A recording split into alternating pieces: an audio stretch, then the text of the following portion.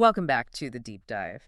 Today, we're immersing ourselves in one of the most complex relationships out there right now, the strategic partnership between the United States and India. You hear it all the time, right? Critical for the Indo-Pacific, balancing China, union of two big democracies. It's definitely the headline story, the cornerstone, as they say. But when we started digging into the sources for this, the picture gets, well, a lot messier. It's not just smooth sailing. There's this undercurrent of real tension. One source actually uses the word umbrage coming from the Indian side. They feel frustrated, slighted even. Yeah, umbrage is a strong word. It suggests more than just disagreement. It's a sense of being wronged, maybe even facing hypocrisy. Exactly. So our mission today is to unpack that paradox. We need to look at the specific things India is upset about, these really harsh tariffs from the Trump era, for example. Right, the tariffs, but also diplomatic snubs, economic pressure. And then we want to contrast that, really crash it against this undeniable fact. India's talent is absolutely crucial to the U.S., especially in tech, Silicon Valley. That's the core tension, isn't it? You've got this long-term strategic need, thinking about China, stability, but then you have this short-term, almost transactional pressure, economic arm twisting, as New Delhi sees it. How do you square those two? And why do things that maybe look like minor trade disputes from Washington feel like huge insults in New Delhi? We need to explore that perception gap. And also, crucially, how is India actually responding? Because they aren't just taking it. They're diversifying, hedging their bets. So the big question for you listening is, how can this partnership really work long-term when one side feels like the rules are being applied unfairly, hypocritically? Even while that same side provides the brain power driving the partner's biggest, most dynamic industry? That's the friction we're diving into. Okay, let's start with probably the biggest flashpoint.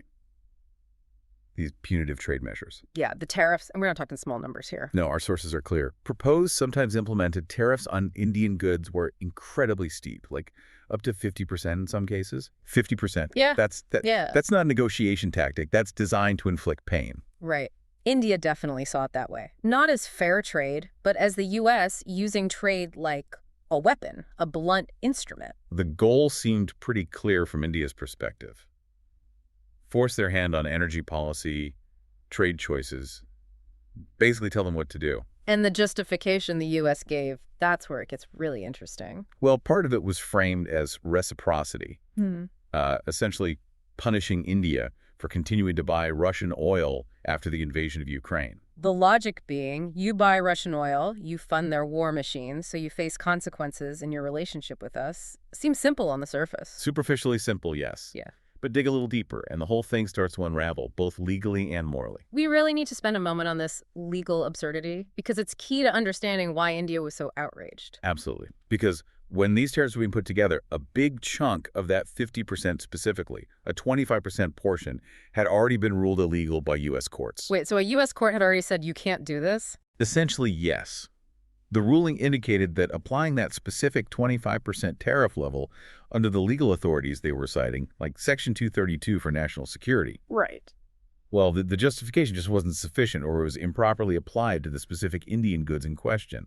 The legal groundwork was shaky. So the court flags a problem with the foundation, but the administration kind of just pushed ahead anyway with the full 50%, maybe using other justifications. How do they rationalize that? That's the Indian critique. They essentially prioritized the political goal, punishing India's oil buys over sticking to the trade rules, even their own domestic court signals. Which, makes the whole thing look less like principled policy and more like political maneuvering. It undermines credibility, right? Completely. And then came the killer argument from New Delhi. Selective enforcement. Hypocrisy. Okay, break that down. If the goal is really to stop money flowing to Russia via energy sales, then why single out India with these massive 50% penalties while other, much bigger buyers get, well, not the same treatment? Let's run through those comparisons the sources highlight. They really make India's case. Okay, start with China. Beijing buys way more oil and gas from Russia than India ever did. Significantly more revenue from Moscow. And did China face these kinds of sweeping 50% tariffs over it? Nope. Not the same blanket threat. Not labeled a hostile trade actor over energy. Okay, so China gets a pass. What about allies? Europe. Look at the European Union. especially right after the invasion. They were importing huge amounts of Russian natural gas, still significant oil too. They needed it. Keep the lights on, basically. Exactly. And India's argument was, look, if Europe's energy security justifies buying Russian fuel without facing these massive tariffs, why is our energy security, which is vital for our development, treated like some geopolitical crime deserving a 50% hit? It does seem inconsistent. And then there's the final piece. The real kicker, yeah. India pointed out that the United States itself continued buying Russian uranium. Uranium, which is just as strategic for nuclear power as oil is for transport. Absolutely, is critical for U.S. energy security. So the implication was obvious. Everyone, including the U.S., makes strategic trade choices based on national interest, even with Russia. But only India gets hammered with these kinds of punitive tariffs. So New Delhi's message became really sharp. If you want to claim this is about principles, about stopping Russian aggression, fine. Apply the rules equally. To everyone, China, Europe. And yourselves. Otherwise, India basically said, this looks like politics dressed up as principle. And they made it very clear they wouldn't be the scapegoat. All right, so beyond the big economic fights over tariffs, there were other issues adding to this feeling of umbrage in India. Diplomatic stuff, domestic policy pressure. Yeah, it wasn't just about trade. It was also about respect, about acknowledging India's role on the world stage. Let's start with the India-Pakistan dynamic. That's always sensitive. Sources say Indian officials really bristled when the previous U.S. administration seemed to take credit for calming things down between India and Pakistan. Oh, absolutely. This is a huge point of sensitivity for India. They see their relationship with Pakistan, especially Kashmir, as strictly bilateral. No outside interference needed, thank you very much. Exactly. So when the U.S. would publicly mention, we helped arrange a ceasefire or we diffused tensions, it felt like Washington was overstating its role, maybe taking a victory lap.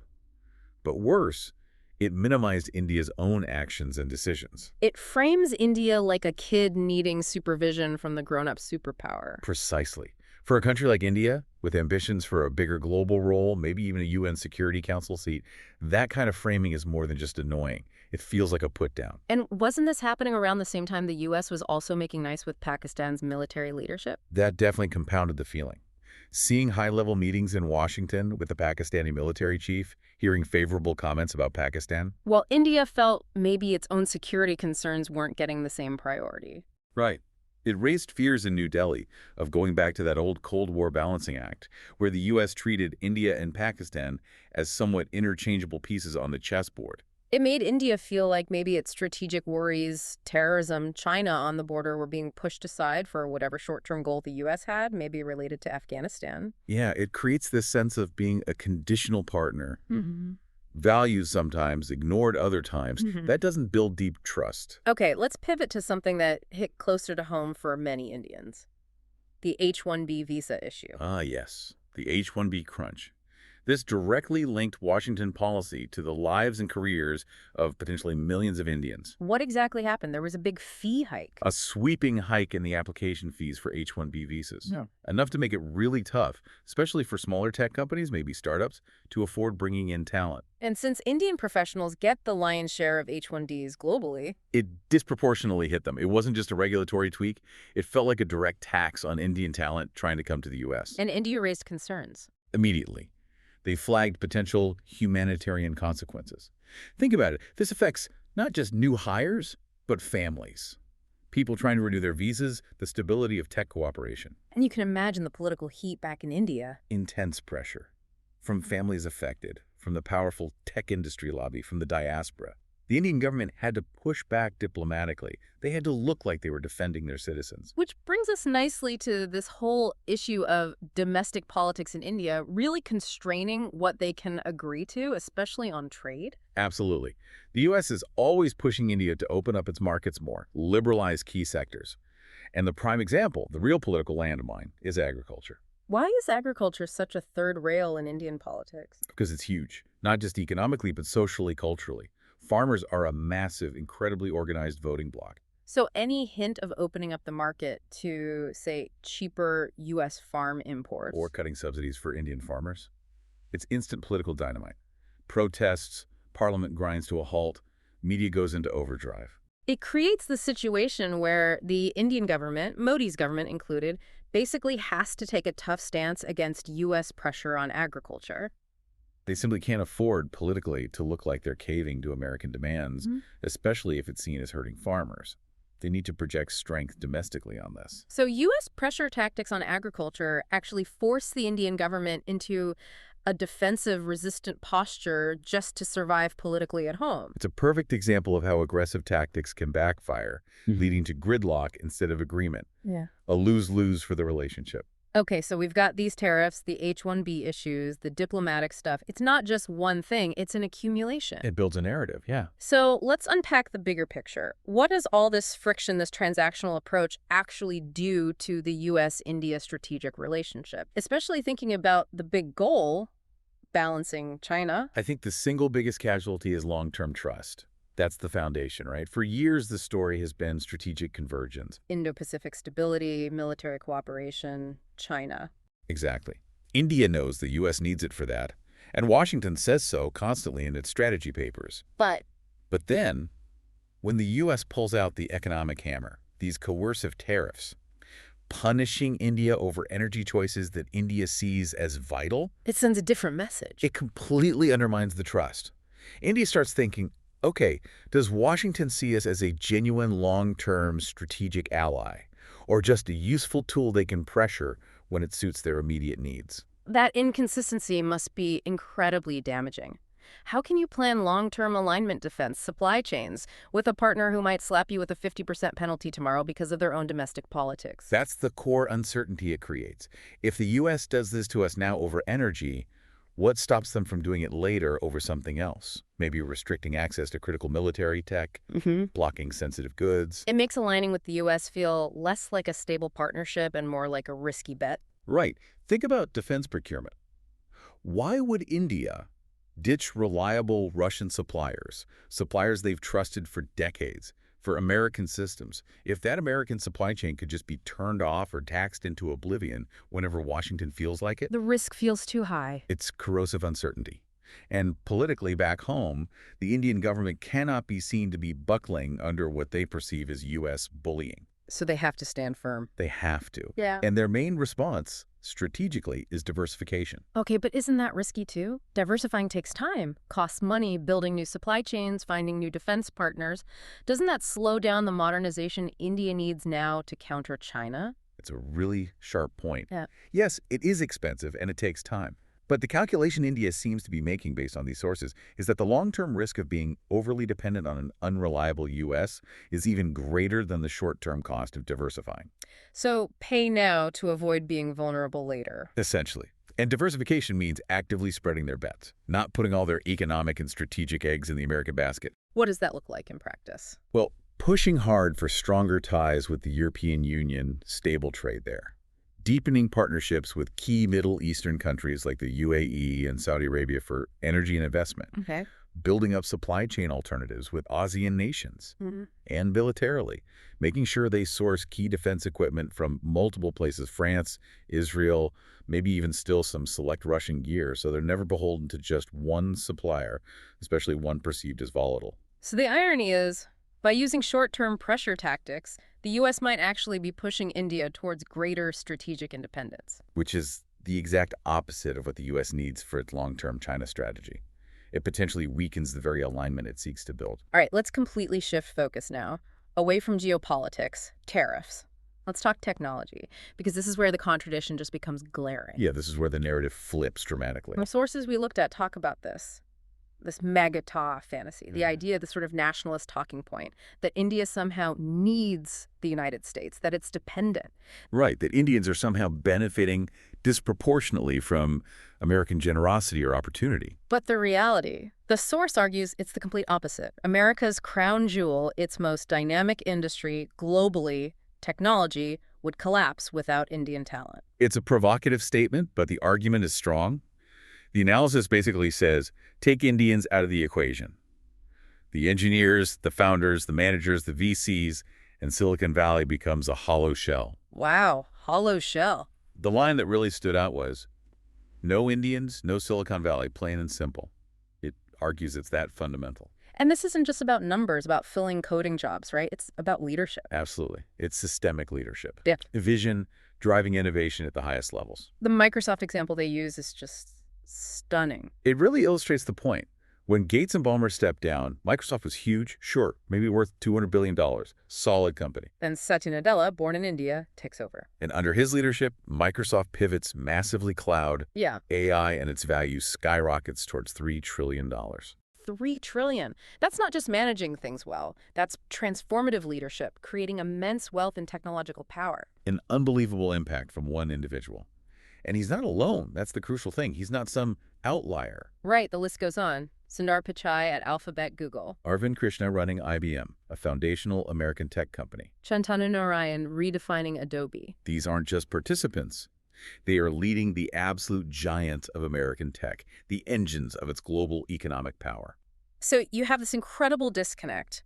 One part of the U.S. government is signaling through tariffs and visa fees that Indians are somehow a burden or need to be controlled. While Indian leaders are simultaneously creating trillions of dollars in value and cementing America's technological dominance, it's a massive blind spot. It really highlights the flaw in that purely nationalist, border-focused view of the world. Exactly. That view just doesn't get how the modern economy works, especially in tech. Talent flows where the ecosystem is best. America offers the amazing infrastructure, the capital, the universities, the risk-taking culture. And India provides. A massive pool of highly educated, ambitious, English-speaking, tech-savvy young people, especially from elite institutions like the IITs. It's a symbiotic relationship. One couldn't thrive without the other. But the story doesn't stop at tech leadership, does it? The sources suggest this is moving into a new phase. Right. This indispensability is starting to translate into political ambition, into governance itself. You mean figures like Vivek Ramaswamy, the entrepreneur turned politician? He's a key example signaling this next stage. Success in tech builds capital, networks, name recognition, the ingredients for a serious political run. So the idea is moving from building America's biggest companies to actually leading America itself. That's the trajectory. It's a natural progression we've seen with other successful immigrant groups throughout American history. Can you draw a parallel? Well, think about the 20th century. Yeah. You saw the rise of Irish Americans, Italian Americans, Jewish Americans moving from establishing themselves economically to achieving major political power right up to the presidency. The argument here is that the 21st century could very well see Indian Americans becoming that kind of decisive political force, building on the foundation laid in Silicon Valley. Tech leadership was maybe just the first step. Okay, let's try and connect some of these threads. India's independence, its unique relationships, back to the biggest global crisis right now, the war in Ukraine. Right, because India's position there is quite distinct, and it highlights this multipolar role it's carving out. We know India buys Russian oil and weapons, and that causes friction with the West. But the sources really stress that the India-Russia tie isn't just transactional. No, it's much deeper. Described as people-to-people ties, a legacy friendship going back to the Soviet Union, decades of reliable support, diplomatic backing. And that history matters now. Immensely. Especially because, as the sources note, Russia played a key, indispensable role just a few years ago in cooling tensions during that dangerous India-China border clash. Ah, so Russia stepped in effectively then. Yes, and that creates a kind of strategic debt, or at least a deep well of trust, that Western capitals just don't have with Moscow. Which makes India, what, a potential mediator. One of the very few credible actors globally who could potentially mediate or at least maintain really effective, discrete communication channels with Putin's government. The U.S., U.K., France, they can't really play that role right now. But mediation needs someone willing to be mediated with. The sources were pretty critical of the situation in Kyiv, weren't they? Extremely critical. One source called the failure to explore political solutions one of the conflict's biggest tragedies, a result of lost opportunities for political imagination. What does that mean, lost opportunities? The critique is that Ukraine's leadership, while understandably seeking support, might have become trapped by applause tours in Western capitals. Meaning the constant flow of aid and praise makes it harder to consider difficult compromises. That's the argument, that the incentives are geared towards continuing the fight rather than pursuing potentially unpopular but necessary diplomatic paths, creative exit strategies based on political compromise. So the suggestion isn't military surrender, but a lack of political creativity. Exactly. And the source actually lays out a detailed alternative path, not capitulation, but politics over perpetual warfare, A roadmap for Ukraine to potentially seize the diplomatic initiative. Okay, let's walk through those steps, just laying out what the source proposed. First step. Seek a new political mandate from the Ukrainian people, explicitly based on achieving peace, not just continuing the war. This gives the leadership cover to make tough choices. Second, and this sounds really radical, Delete NATO membership ambition from the Constitution. The thinking is, this removes Russia's primary public justification for the war, the alleged NATO threat, without permanently blocking future security options for Ukraine. It changes the narrative. what about the internal divisions in Ukraine, language and culture? That's step 3. Federalize Ukraine. Genuinely empower regions, respect linguistic diversity, maybe make Russian an official language alongside Ukrainian in certain areas. Address the internal grievances Russia exploits. Okay, and the toughest part, the occupied territories like Crimea, Donbass. Step 4. Hold UN-supervised referenda in those disputed territories. Let the people there decide their future under objective international oversight. Give the outcome democratic legitimacy. How do you ensure security during all this? Step 5. Invite UN peacekeepers. They oversee demilitarization, ensure refugee return is safe and orderly. And how do you get Russia to actually comply with any of this? That's the final piece, step 6. Create incentives. Tie sanctions relief directly to Russian compliance. If Moscow respects the process of referenda, the demilitarization sanctions ease. If not, they stay. Make cooperation worthwhile. That is a remarkably comprehensive political framework. It sidesteps military defeat, but puts the onus entirely on diplomacy and statesmanship. It's creative, certainly. And the source's conclusion is pretty stark. If leaders, maybe with help from a bridge builder like India, could embrace this kind of political imagination, peace isn't impossible. But the alternative? The alternative, the source suggests, is that Ukraine remains a forever battlefield, caught between the U.S. and Russian military-industrial complexes, who might, cynically, prefer endless conflict over imperfect peace. A tragic possibility that the political imagination needed just isn't there. #outro. So this deep dive really exposed a relationship wrestling with itself, this stark contradiction. Yeah, on one side, you have these punitive, arguably hypocritical trade actions, like those massive 50% tariffs. Actions that generated real anger in India. And on the other side, the undeniable fact that Indian talent is indispensable to America's economy, especially in tech. And India's response to the pressure hasn't been to fold. It's been to stand firm, call out the perceived hypocrisy, and double down on strategic diversification, building ties with Europe, the Middle East, Asia. They're signaling pretty clearly this partnership can't survive on coercion alone, especially if India feels singled out while others, like China, get treated differently. India isn't just a partner needed to balance China. It's the engine of Silicon Valley, led by CEOs like Nadella, overseeing $3 trillion companies. They expect to be treated as an equal, a respected strategic power, not a subordinate to be managed. The big lesson for Washington seems to be about consistency, right? Long-term strategy has to win out over short-term transactional politics. Absolutely. India is clearly operating on its own independent multipolar track now. Look at its stance on Russia, its potential role in Ukraine. That's the reality of dealing with a rising power. You can't dictate terms anymore. Which leaves us with a really provocative final thought for you to consider. We've seen Indian Americans reach the pinnacle of global business. Now, figures like Ramaswamy signal ambitions for the pinnacle of American political power. So, given the deep grievances over trade, immigration, and perceived disrespect that we've talked about today, can America's political system adapt to this reality? Can it truly embrace Indian indispensability? Or will those nationalist impulses, those fantasies of dependency, ultimately hold America back, potentially alienating the very talent that fuels its global leadership?